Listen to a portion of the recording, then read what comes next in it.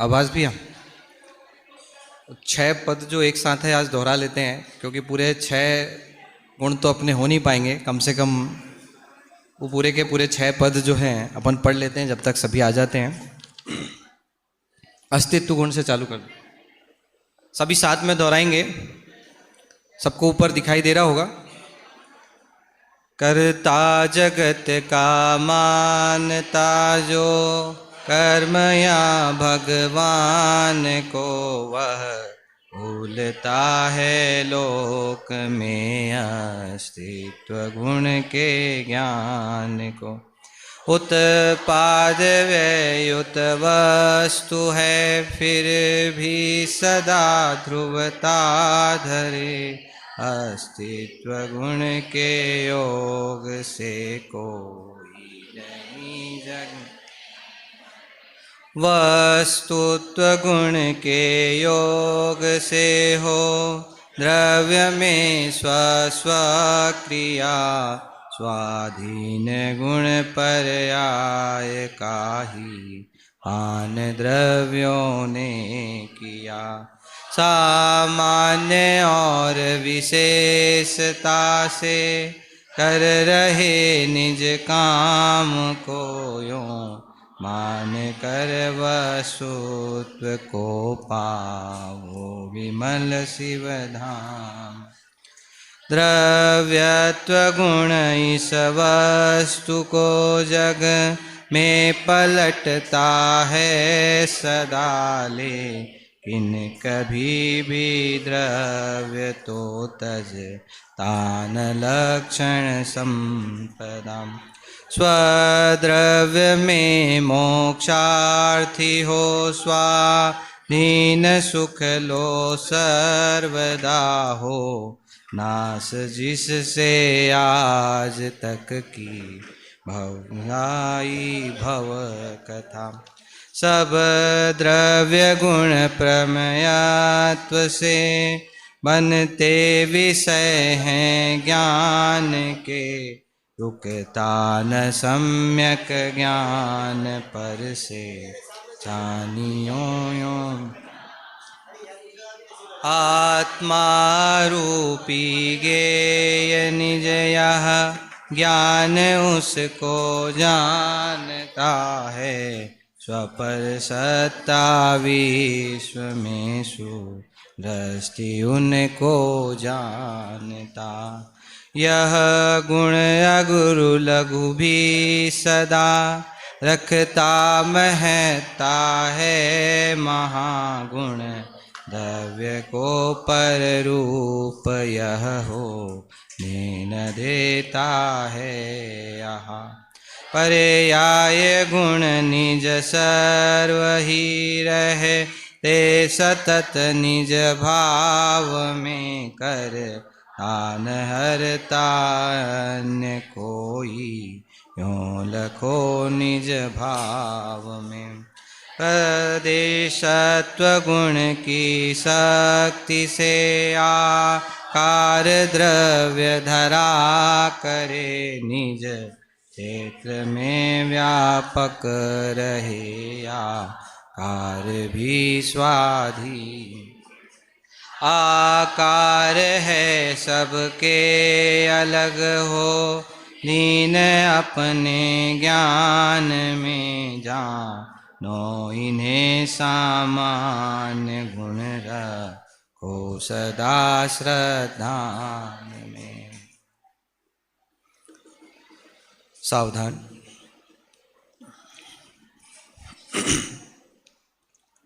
नमो अरिहंताणं नमो सिद्धाणं नमो आयरियाणं नमो वज्रायाणं नमो लोये सौवसाहुणं।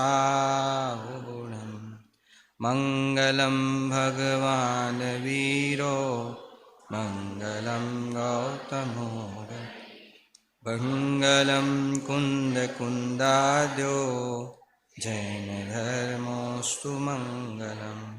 सर्वमङ्गलमाङ्गल्यं सर्वकल्याणकारकं प्रदानं सर्वधर्माणां जैनं जयतु शासनं जैनं जयतु शासनम। सामान्य गुण में वस्तुत्व गुण की चर्चा कल अपन ने प्रारंभ की थी।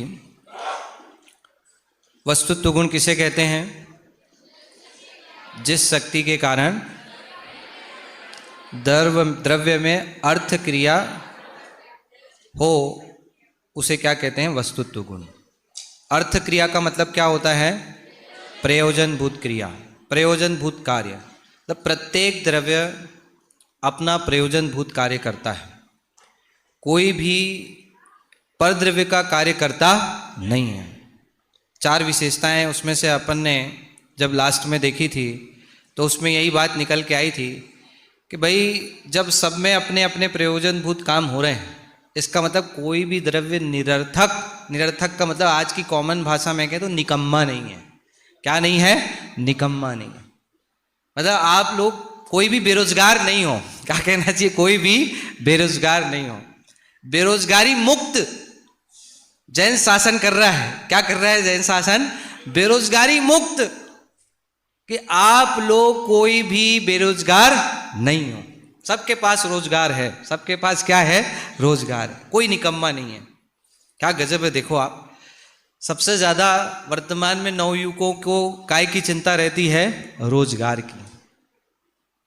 लेकिन आचार्य भगवान कहते हैं कि भाई ऐसा कोई भी समय नहीं जाता है कि जिस समय तेरे को कोई ना कोई काम ना हो, कि प्रति समय तू अपना प्रयोजनभूत कार्य कर रहा है।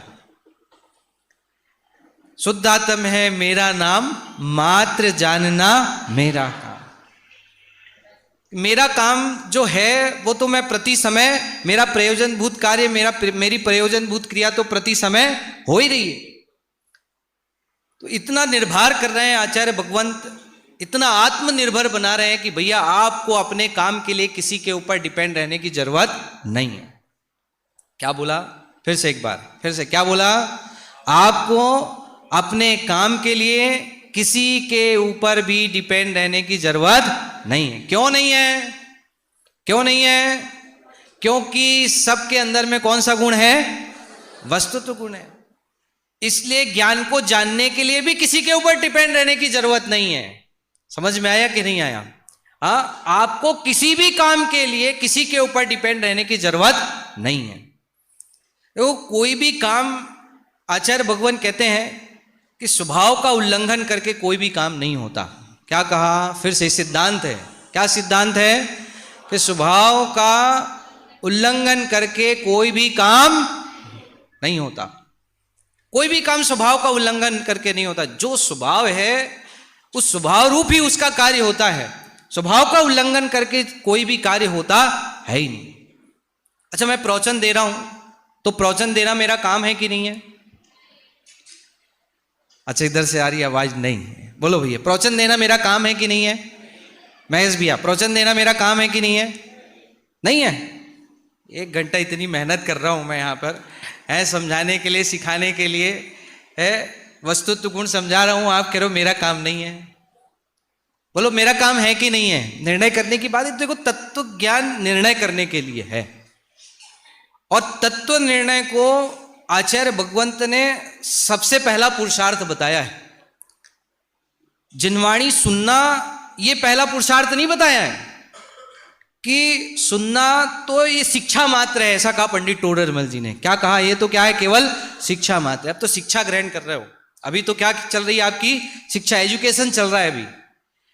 वास्तविकता तो पहला कदम तो जब रखोगे कि जब इस तत्व का क्या हो जाएगा? आपको निर्णय हो जाएगा।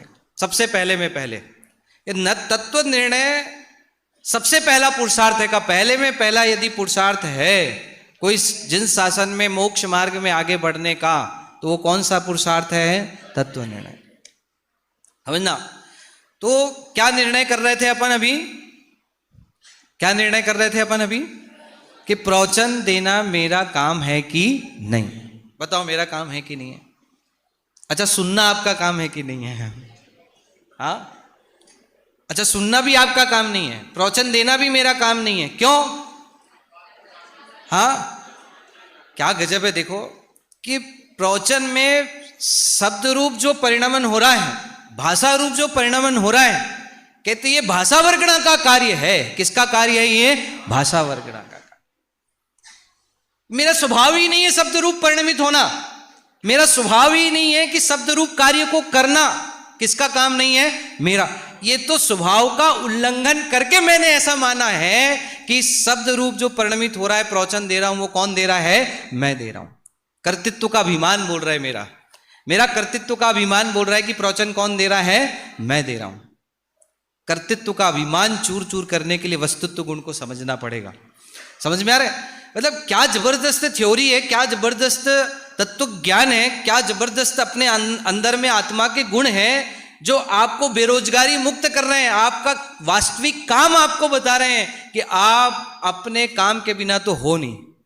काम तो सबका अपना अपना प्रयोजन भूत सबके अंदर में चल रहा है। निर्णय करना है कि काम कौन सा, किसका कौन सा काम है। समझ में आया कि नहीं आया? ये प्रवचन दे रहा हूं, ये मेरा शरीर की क्रिया। पूजन की अपन ने, एक थाली का अर्घ दूसरी थाली में चढ़ाया, है ना, कलश विराजमान किया, वहां पर जिनवाणी विराजमान की, अर्घ चढ़ाए। अभी बताओ किसका काम है? मेरा प्रश्न है, किसका काम है? काम किसका है? मेरे को तो ये बता दो आप, किसका काम है? ये क्या निर्णय। देखो आप, वास्तविक में ये ऐसा निर्णय हो जाए वस्तु स्वरूप का, तो ऐसा अंदर कली कली खिल जाएगी अंदर में कि जो कर्तृत्व का अभिमान चल रहा है, जो कसाय बुद्धि चल रही है, सारी कसाय बुद्धि और कर्तृत्व का अभिमान खत्म हो जाएगा। जो अर्घ चढ़ाया हमने, क्या किया? अर्घ चढ़ाते समय एक थाली का अर्घ उठा करके दूसरी थाली में चढ़ाया। किसकी क्रिया हुई भैया? अरे बोलो, किसकी क्रिया हुई? अच्छा देखो, 3 खाते होते ना, एक तो शरीर की क्रिया, जिसको आचार्य भगवंत ने 9 कर्म की क्रिया कहा है। किसको कहा है? 9 कर्म की क्रिया, है ना। और एक होता है द्रव्य कर्म की क्रिया, है ना, जड़ की क्रिया, जिस दोनों का नाम क्या दिया है? जड़ की क्रिया। तो एक थाली का अर्घ दूसरी थाली में चढ़ाया, ये आपका प्रयोजन भूत कार्य है कि ये शरीर उस कार्य रूप परिणमित हो रहा है? बोलो क्या हो रहा है भैया? देखो आप विचार करके देखो, आप इस शरीर की क्रिया मेरी क्रिया हो सकती, मेरी प्रयोजन भूत क्रिया मेरा प्रयोजन भूत कार्य हो सकता नहीं है। कितना जबरदस्त भेद विज्ञान हो जाता है। अरे उस समय यदि ऐसा भेद विज्ञान, क्या फायदा क्या इससे कि मान लो थाली में अर्घ आए, नहीं आए, आप गुस्सा नहीं होगे, कसाय नहीं करोगे। आप समझ में आया कि नहीं आया? हाँ, कि भैया अभी तक अर्घ नहीं लेके आए, अभी तक किताब नहीं मिली, मेरे को तो गोला चढ़ाने ही नहीं मिला, मैं तो कलश आ ही नहीं पाया, और उसके पहले ही आपने क्या कर दिया? कलश विराजमान कर दिया। जितने भी प्रकार की आकुलताएं अपने आप के अंदर में चल रही है, समझ में है कि काम संबंधी जो आपका काम नहीं है, उस काम संबंधी जितनी भी आकुलता आपकी चल रही है, वो सारी आकुलता क्या हो जाएगी? अरे हो जाएगी कि नहीं हो जाएगी? बोलो आप सोचो, मतलब बेनिफिट क्या है? मतलब इतना जबरदस्त बेनिफिट। आपको अपना प्रयोजन भूत कार्य पता लग गया तो आपको बेफजूल के काम में, जो आप बेफजूल के काम में, जैसे महिलाएं हैं, आपके चिंतन धारा में कंटिन्यू एक धारा चलती है। कौन सी धारा चलती है? कि ये रोटी बनाने का काम कौन कर रहा है? अरे बोलो, कौन कर रहा है?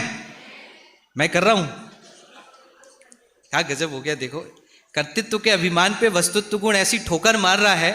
ये तेरा रोटी बनाने का कार्य स्वभाव का उल्लंघन करके किया हुआ कार्य है, इसलिए वो तेरा कार्य है ही नहीं। क्योंकि रोटी बनाने का आचार्य भगवान कहते हैं, भैया यह परिणमति सा करता, जो कार्य रूप परिणमित होता है उसी को कार्य का क्या कहा जाता है? कर्ता कहा जाता है। तो तू रोटी रूप परिणमित हो गया क्या?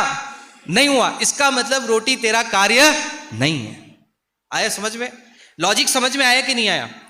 कि जो कार्य रूप परिणमित होता है उसे ही कार्य का क्या कहा जाता है? कर्ता कहा जाता है। तो कहते हैं कि तेरा स्वभाव ही नहीं है रोटी रूप परिणमित होने का, इसलिए वो तेरा कार्य हो सकता है नहीं। इसके साथ में एक सिद्धांत आगे लगाते जाना। क्या सिद्धांत लगाना है? कौन सा सिद्धांत लगाना है?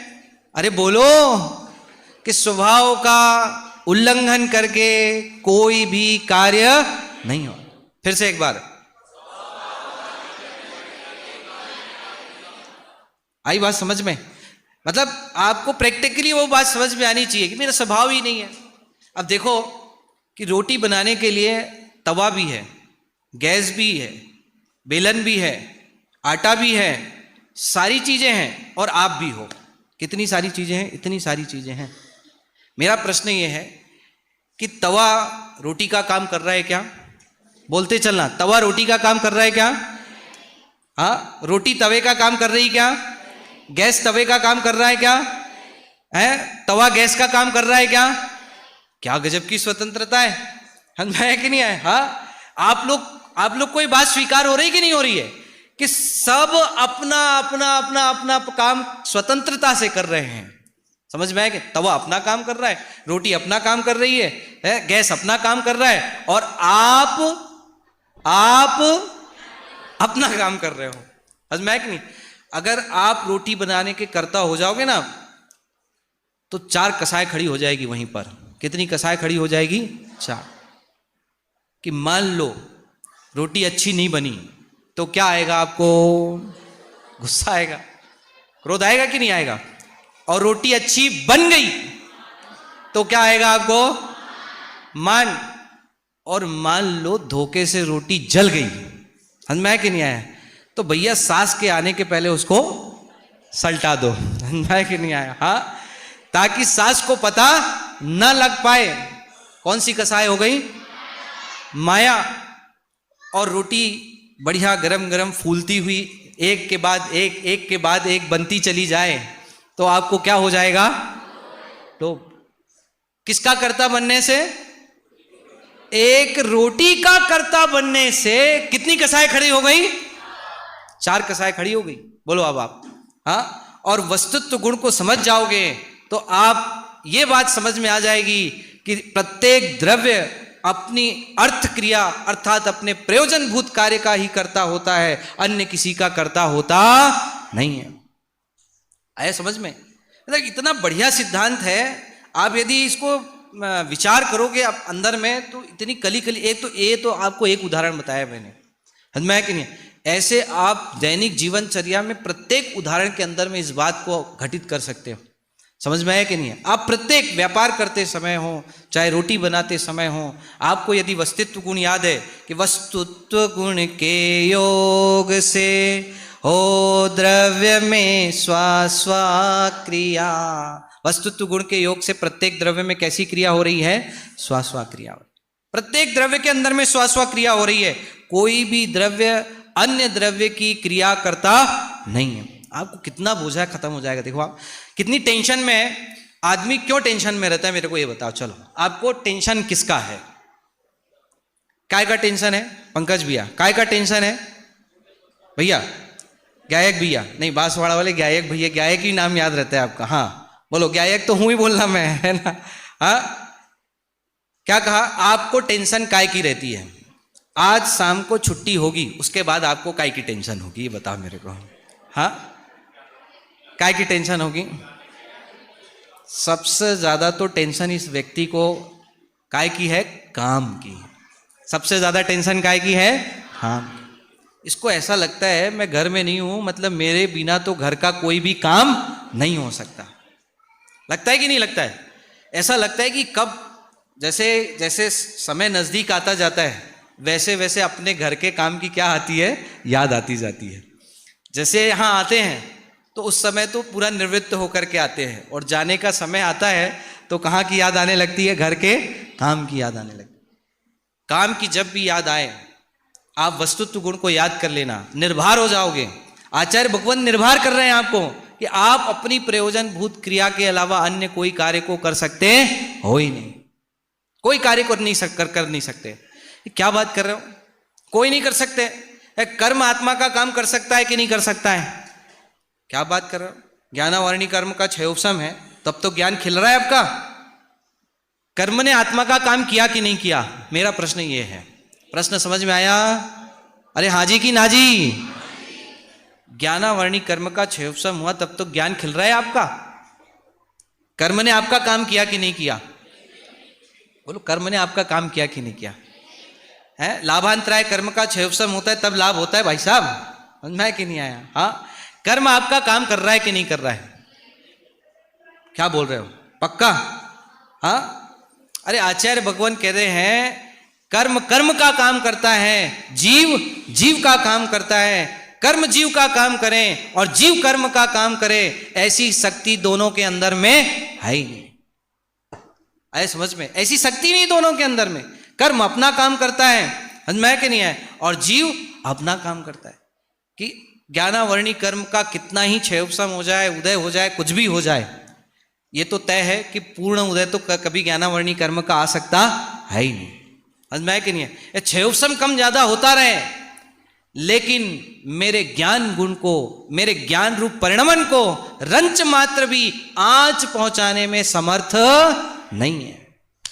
समझ में है कि नहीं आया? सब अपना अपना काम कर रहे हैं और बिल्कुल स्वतंत्रता से, सब मर्यादा में रह करके अपने, दूसरी लाइन लिखा ना, स्वाधीन गुण पर्याय काहि पान द्रव्यों ने किया।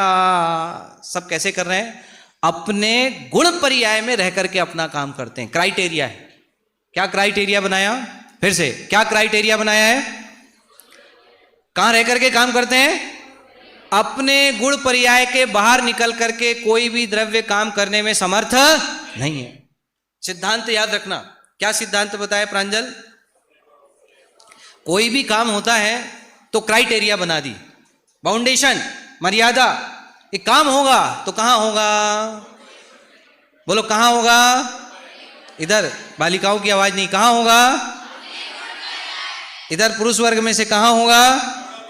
अपने गुण पर्याय का उल्लंघन करके कोई भी काम होने वाला नहीं है। अपनी मर्यादा है, वो बाउंडेशन है कि जीव की मर्यादा, पुद्गल की मर्यादा, धर्म अधर्म सबकी मर्यादा है। अपने अपने गुण पर्याय में ही काम होता है, अपने अपने गुण पर्याय को छोड़ करके कोई भी काम होता नहीं है। अब लेकिन कितनी टेंशन है इस जीव को, मैं ये करूंगा, मैं वो करूंगा, मैं ऐसा कर दूंगा, मैं वैसा कर दूंगा। अरे आप देखो, शादी का एक फंक्शन होता है अथवा कोई भी एक कार्यक्रम, जैसे ये इतना बड़ा शिविर का आयोजन हो रहा है, इस शिविर के आयोजन के अंदर में जो आयोजक हैं उनको कितना जबरदस्त अंदर में एक धारा चलती रहती है कि मैं ये करूंगा, मैं ये करूंगा, मैं ऐसा करूंगा, मैं वैसा करूंगा, और कर कुछ सकता है नहीं। समझ में कि नहीं है? नहीं, कर तो सकता है। क्या कर सकता है? कि जानना ही उसका क्या है, कार्य है। समझ में कि नहीं? जैसे वो गुरुदेव श्री एक उदाहरण देते थे जुलाहे का। काय का उदाहरण देते थे? जुलाहा। जुलाहा मतलब समझते हो? जुलाहा किसको बोलते हैं? जो गद्दी बिस्तर बनाता है ना, उसको क्या बोलते हैं? जुलाहा। यहाँ क्या बोलते हैं आप लोग की भाषा में? हाँ, नहीं पता तो हाँ, जुलाई बोलते हैं, ठीक है, समझ में आया? जुलाहा। हाँ, अब एक जुलाहा था, वो समुद्र के किनारे सैर कर रहा था। कहाँ सैर कर रहा था? समुद्र के किनारे। और समुद्र के किनारे एक रुई से भरा हुआ जहाज, वहां पर उसने जैसे ही देखा, काय से भरा हुआ जहाज? रुई से भरा हुआ जहाज। वहां पर देखा जैसे ही, उसके दिमाग में एक टेंशन पैदा हो गई। कौन सी टेंशन पैदा हो गई? कौन धुनेगा, कौन बुनेगा। क्या टेंशन पैदा हो गई? फिर से क्या टेंशन पैदा हो गई? कौन धुनेगा, कौन बुनेगा। हम सबको भी ऐसी टेंशन चलती कि नहीं? कौन करेगा, कौन करेगा, कौन करेगा, मैं नहीं करूंगा तो कौन करेगा, मैं नहीं करूंगा तो कौन करेगा, है? उस जुलाहे को भी एक टेंशन चालू हो गई। कौन सी टेंशन चालू हो गई? कौन धुनेगा, कौन बुनेगा। अब वो घर में गया, उसकी एक ही धारा चल रही थी, कौन धुनेगा, कौन बुनेगा, कौन धुनेगा, कौन बुनेगा। अरे खाना खा लो, कौन धुनेगा, कौन बुनेगा। पानी पी लो, कौन धुनेगा, कौन बुनेगा। सो जाओ, कौन धुनेगा, कौन बुनेगा। एक ही धारा चल रही थी उसकी। कौन सी धारा चल रही थी? कौन धुनेगा, कौन बुनेगा। घर वालों को बड़ी चिंता हो गई, भैया ये तो बावला हो गया, ये तो है पागल हो गया, कुछ ना कुछ इलाज कराना पड़ेगा इसका। और उसको डॉक्टर के पास लेके गए, एलोपैथिक डॉक्टर के पास लेके गए, दवाइयाँ दी, सुस्त कर दिया उसको बेचारे को। कौन धुनेगा, कौन बुनेगा, क्या है, उसके ज्ञान को शुष्क कर देते हो, ज्यादा से ज्यादा क्या कर देगा है। कौन धुनेगा, कौन बुनेगा, धारा बंद नहीं हुई इसके अंदर से। आयुर्वेदिक इलाज कराए, पंचकर्म क्रिया कराई, सारा सब कुछ कर लिया, तबीयत में सुधार नहीं दिखा है। अब वो क्या करें, गुरुदेव जैसे कोई डॉक्टर मिले होते तो तुरंत उसका इलाज हो गया होता। लेकिन संयोग से एक डॉक्टर के पास में गए, तो जैसे होम्योपैथिक डॉक्टर होता है ना, होम्योपैथिक डॉक्टर क्या करता है, पहले पूरी हिस्ट्री पूछता है उससे, है ना। एलोपैथिक डॉक्टर से कोई मतलब नहीं होता, क्या आया, कैसे पागल हुआ, कोई मतलब नहीं। वो क्या कहता, सीधा दवाइयाँ लिखता है और सीधा इलाज चालू कर देता है। लेकिन होम्योपैथिक डॉक्टर की क्या विशेषता होती है कि वो पूछेगा क्या हुआ था भैया, कैसे हुआ था, क्यों हो गया था, कहाँ गए थे, कैसे गए थे, और पूरी सारी उसकी हिस्ट्री पूछता है। तो भैया उसको पूरी हिस्ट्री पूछी, कोई ज्ञानी डॉक्टर था, उसने सारी हिस्ट्री पूछ ली। बोले इसकी कोई दवाई नहीं है। क्या बात कर रहे हो, आपके पास आई क्यों है हम, दवाई दोगे तब तो इलाज होगा ना, तो कुछ तो दवाई दो। तो कोई दवाई नहीं है। तो बोले क्या करना पड़ेगा, बोले एक काम करना पड़ेगा आपको। तो क्या काम करना पड़ेगा, बोले उस समुद्र के किनारे वापस एक जहाज में रुई भर दो। क्या करना बोला, वापस उस समुद्र के किनारे उस जहाज में क्या कर दो, रुई भर दो, जहाज पूरी रुई से भरी होनी चाहिए। ठीक, बोले फिर क्या करना है, बोले उसको समुद्र के किनारे ले जाओ और उस रुई में आग लगा दो। क्या कहा, उस रुई में आग लगा दो। और जैसे ही एक काम किया गया, रुई में आग लगा दी गई, और उसके बाद ऑटोमेटिक उसके दिमाग से ये धारा निकल गई, कौन धुनेगा, कौन बुनेगा। बोलो ऐसी हालत हम सबकी हो रही है कि नहीं हो रही है, अरे बोलो, हो रही कि नहीं हो रही है। कौन धुनेगा, कौन बुनेगा, कौन करेगा, मैं ही नहीं करूंगा तो कौन, मैं नहीं पढ़ाऊंगा तो कौन पढ़ाएगा, समझ में है कि नहीं है। मैं घर का काम नहीं करूंगा तो कौन करेगा, मैं रोटी नहीं बनाऊंगी तो कौन बनाएगा, कौन खिलाएगा। ऐसी पंडित जी कोई हवा में बन जाएगी क्या रोटी, समझ में है कि नहीं आया, हवा में पैसा आ जाएगा क्या। अरे आचार्य भगवान कह रहे भाई निर्णय तो कर, निर्णय कर कि वो काम तेरा काम है कि नहीं है। कौन धुनेगा, कौन बुनेगा। यदि आपको इस चक्र से, इस भार से, इस कर्तृत्व के अभिमान से बचना है, तो आचार्य भगवान कहते कहाँ आग लगा दे भैया, हाँ कहाँ आग लगा दे, कि जो जितने भी व्यर्थ के विकल्प और अज्ञान के कारण से तू जितने भी संकल्प विकल्प कर रहा है ना, मैं कि नहीं है, और जिन चीजों को अपना काम मान के बैठा हुआ है, वस्तुत्व गुण उन सब में आग लगा के कहता है कि ये सब तेरा काम है ही नहीं। आया समझ में कि नहीं आया। हाँ, ये क्या गजब है, देखो वस्तु स्वरूप कि मतलब मर्यादा है कि अपने गुण पर्याय को छोड़ करके कोई भी काम होता नहीं। दो सिद्धांत निकल के आए इसमें से। पहला सिद्धांत तो क्या बताया था, बहुत बढ़िया, अभी सबकी आवाज नहीं आई। पहला सिद्धांत क्या बताया था, स्वभाव का उल्लंघन करके कोई भी काम होता नहीं है। समझ में आया। दूसरा सिद्धांत क्या निकला, दूसरा सिद्धांत क्या निकला अभी, हाँ, अपने गुण पर्याय के को छोड़ करके कोई बाहर काम करने जा सकता है नहीं। जो भी काम होगा वो कहाँ होगा, अपने गुण पर्याय के अंदर में ही काम होगा, बाहर में कोई काम हो सकता है नहीं।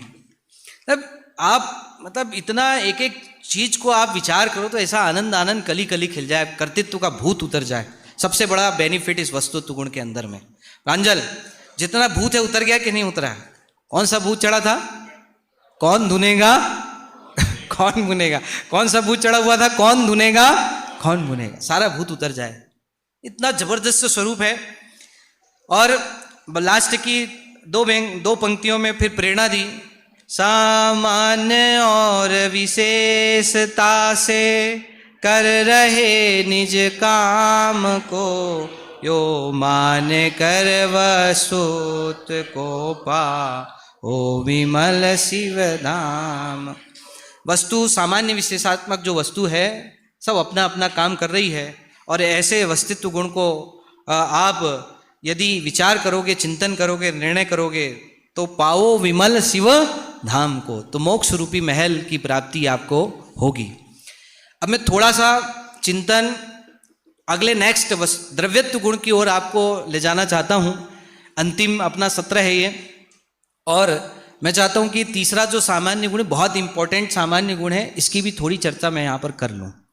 आपको वस्तुत्व गुण की भाव भाषणा तो आपको पूरी तरीके से हो गई होगी कि वास्तव में वस्तुत्व गुण की क्या विशेषता है, उससे अपने को क्या जीवन में लाभ होता है ना। और पॉइंट टू पॉइंट यहाँ पर पीपीटी भी मैंने बनाई, पर यहाँ पर थोड़ा सा समय का अभाव होने के कारण से ना आप विशेष रूप से लिख पाते हो। जो लिख पाते हैं वो फटाफट लिख भी लेते हैं बहुत सारे लोग, है ना।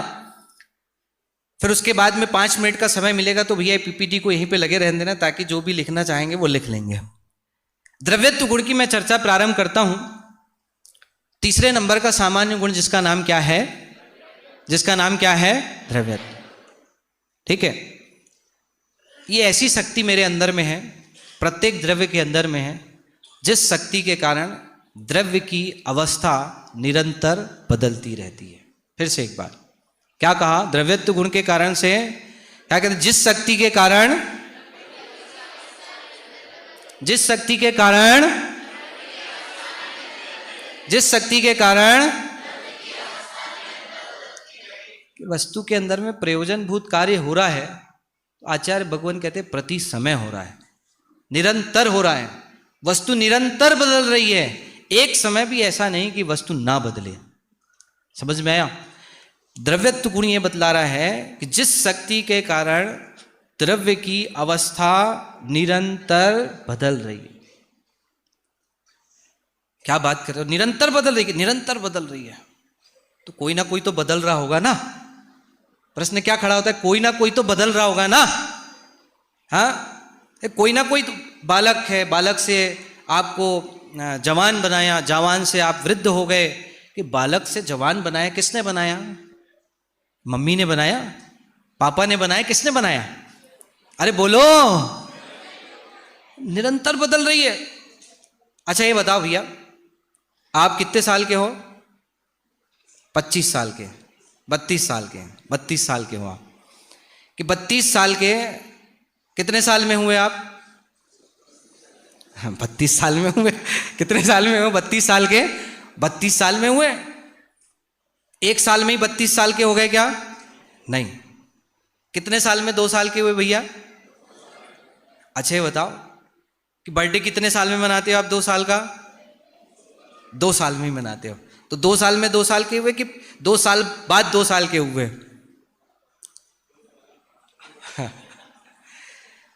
क्या गजब है। देखो आप जवान 32 साल में हुए क्या? कितने साल में हुए? कि होते होते हो गए, होते होते हो गए। कि 32 साल में हुए क्या? कि आपका परिणमन निरंतर हो रहा है। अच्छा ये बताओ, सोमवार के बाद क्या आता है भैया? बुधवार नहीं आ सकता। क्या गजब है। देखो आप है, 1 तारीख के बाद कितनी तारीख आएगी? 2 के बाद। द्रव्यत्व गुण क्या सिखा रहे हैं सोचो आप। कुछ भी निरंतर बदल रहा है, दिन रात, समय, घड़ी, हर चीज निरंतर बदल रही है। समझ में आया? क्यों? क्योंकि प्रत्येक द्रव्य के अंदर में कौन सा गुण है? कौन सा गुण है? कौन सा गुण है? द्रव्यत्व नाम का गुण है। समझ में?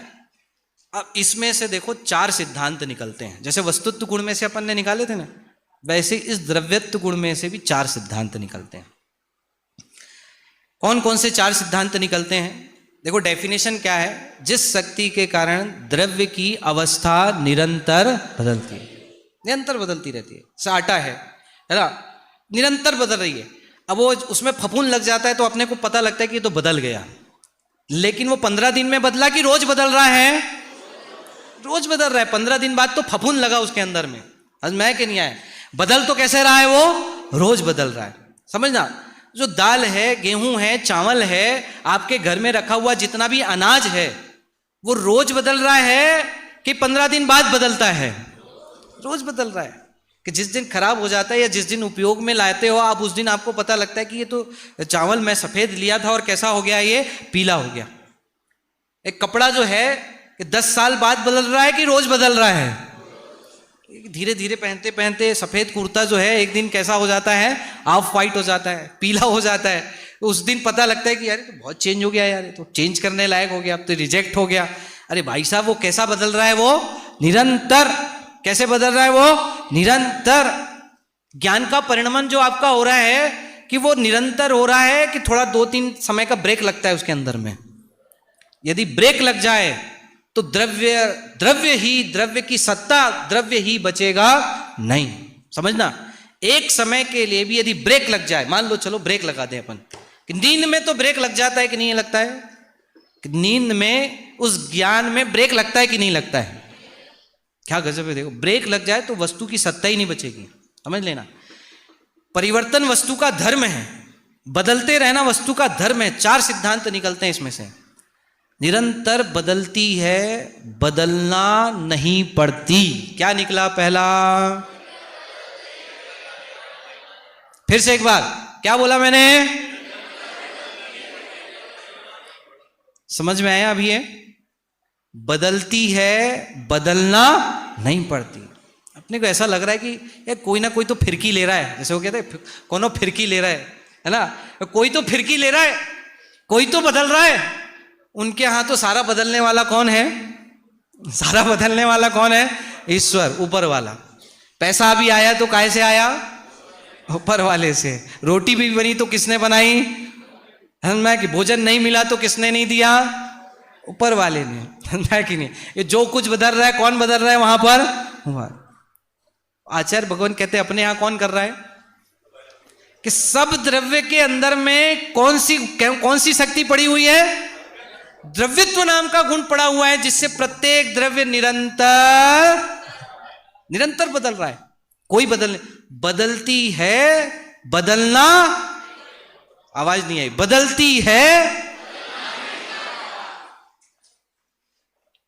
बाल जो है काले से सफेद या सफेद से काला, बदलती है कि बदलना पड़ती है? हैं? पंडित जी सफेद हो जाए तब तो बदलनी पड़ती है कि नहीं बदलनी पड़ती है? हैं?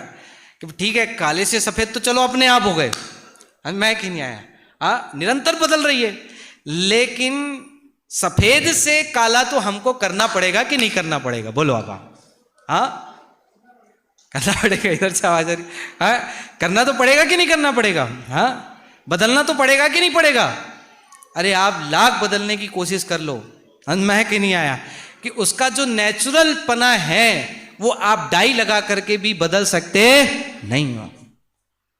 कि साहब ठीक है, जिसके बाल नहीं हो तो ठीक, जिसके बाल है वो तो ठीक है, जिसके बाल ही नहीं है उसके क्या करें फिर? है रामदेव बाबा ने उसके लिए भी एक उपाय बता दिया, भाई झुनझुना बजाते रहो, है ना, झुनझुना बजाते रहो तब तो बदल जाएगा कि नहीं बदलेगा? है? अरे आचार्य भगवान कह रहे भाई सबके अंदर में द्रव्यत्व नाम का गुण है, जिसके कारण से उसकी अवस्था निरंतर क्या हो रही है? बदल रही है, निरंतर बदल रही है। अब प्रत्येक द्रव्य की अवस्था कैसी हो रही है? निरंतर बदलती है, बदलना नहीं। पहली बात, बदले तो कोई रोक नहीं सकता। क्या कहा? पहला पॉइंट क्या बताया था? पहला पॉइंट क्या बताया था? पीछे से आवाज नहीं है। पहला पॉइंट क्या बताया? आवाज थोड़ी जोर से आनी चाहिए। पहला पॉइंट, और दूसरा पॉइंट, बदले तो कोई। प्रथमान योग में इतने सारे उदाहरण बड़े पड़े हैं।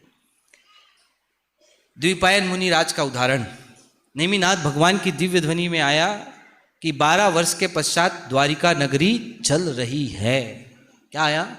जलेगी नहीं, जल रही है।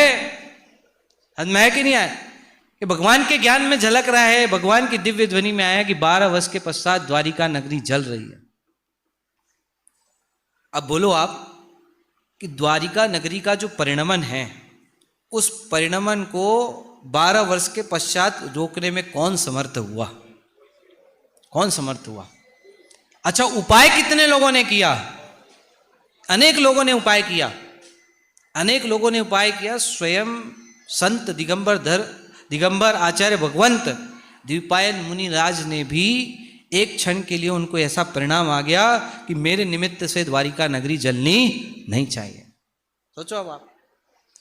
और सारे लोग, नगर के नगरवासी और द्विपायन मुनिराज, सबने प्रयास करने का पुरुषार्थ किया कि नहीं किया? सबने कहानी सुनी कि नहीं सुनी है? हाँ। अब ये देखो आप, क्या गजब है ना। बदले तो कोई रोक नहीं सकता। बदलने की कितनी चेष्टा की गई।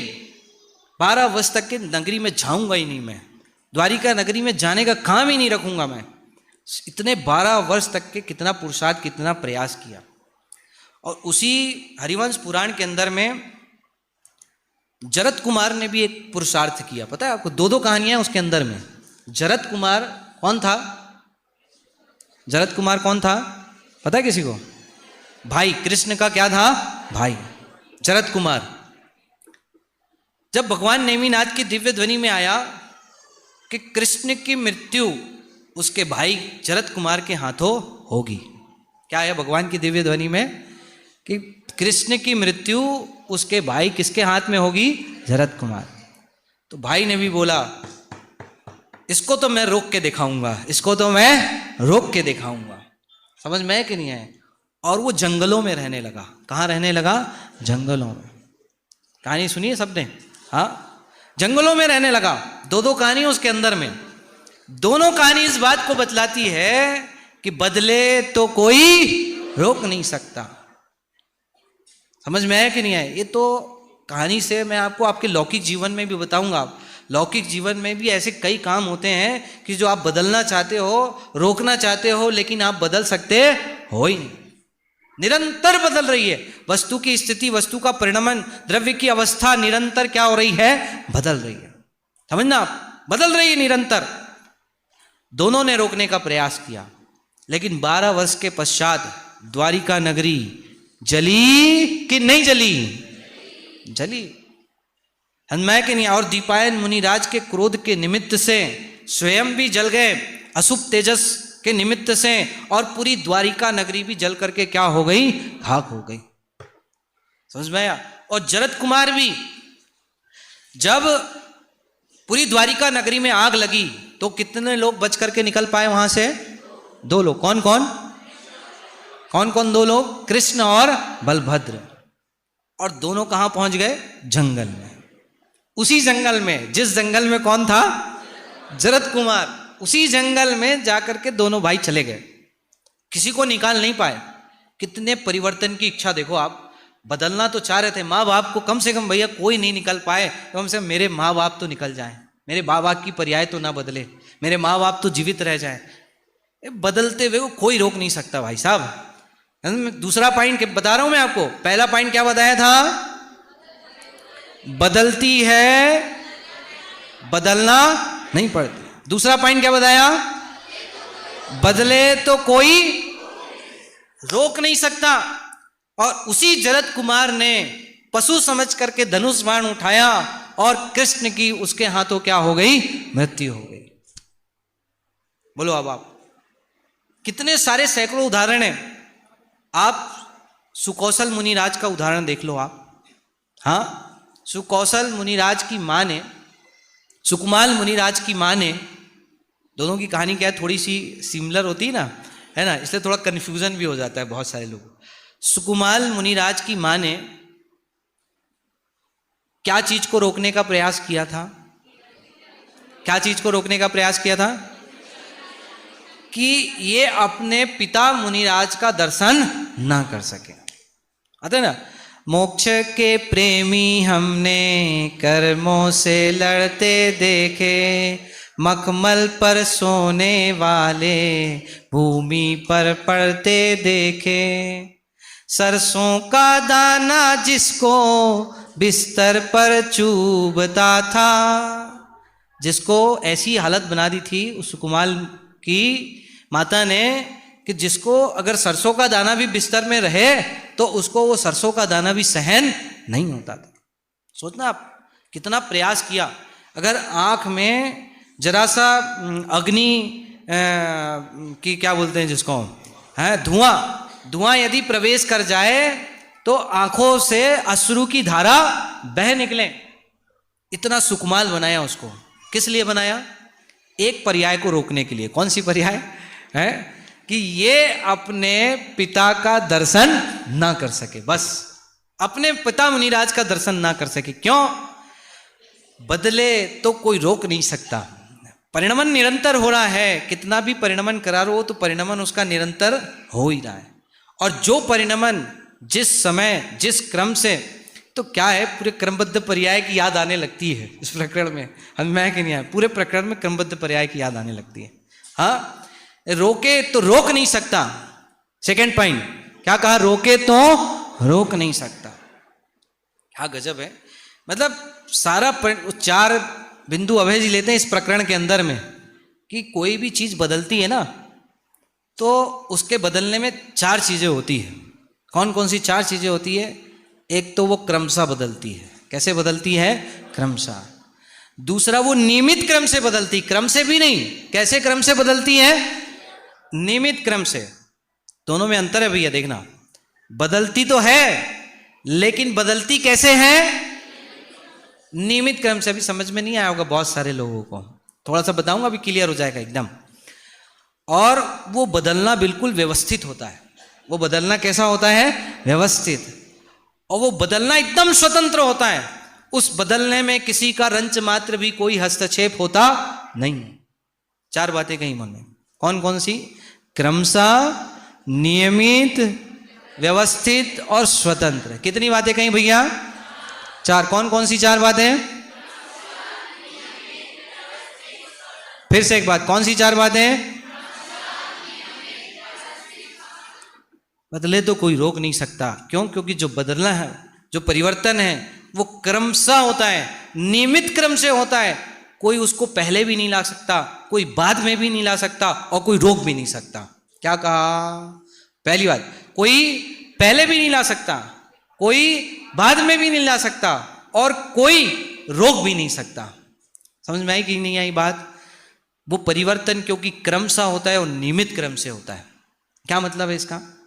जैसे अपन बोलते हैं ना कि भैया लाइन से खड़े हो जाना जरा, तो आप फटाफट लाइन से क्या हो जाओगे? खड़े हो जाओगे। अभी योगा हुआ क्या यहाँ पे विराग जी का दिन? हाँ हुआ। आप लोग का योगा होता है क्या रोज? कभी कभी होता है। बहुत बढ़िया। इतने सुर से बोलते हैं लोग तो बिल्कुल हर जवाब को, है ना, सुर में सुर मिला करके, मिले सुर मेरा तुम्हारा।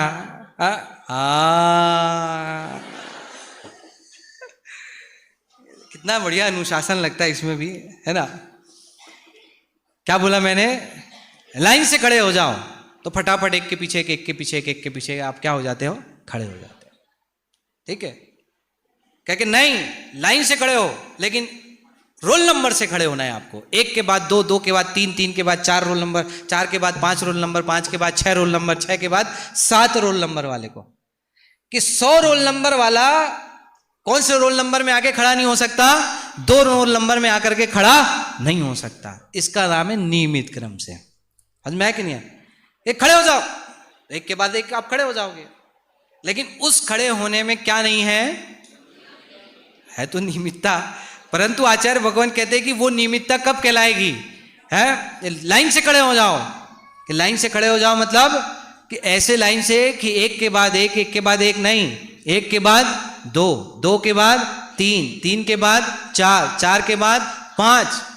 ऐसे ही जो निरंतर परिवर्तन हो रहा है, वो परिवर्तन कैसे हो रहा है? नियमित क्रम से हो रहा है। कैसे हो रहा है? नियमित क्रम से। समझना, नियमित क्रम से। कि 100 नंबर में जो परिवर्तन होने वाला है वो 2 नंबर में हो सकता नहीं है। क्या बात कर रहे हो?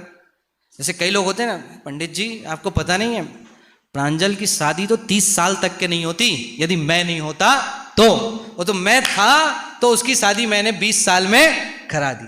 किसने कराई भैया? मेरा प्रश्न ये है, प्रांजल किसने करा दी 20 साल में? अच्छा, ऐसी बात करते जैसे सर्वज्ञ हो, है ना, है जैसे सर्वज्ञ हो।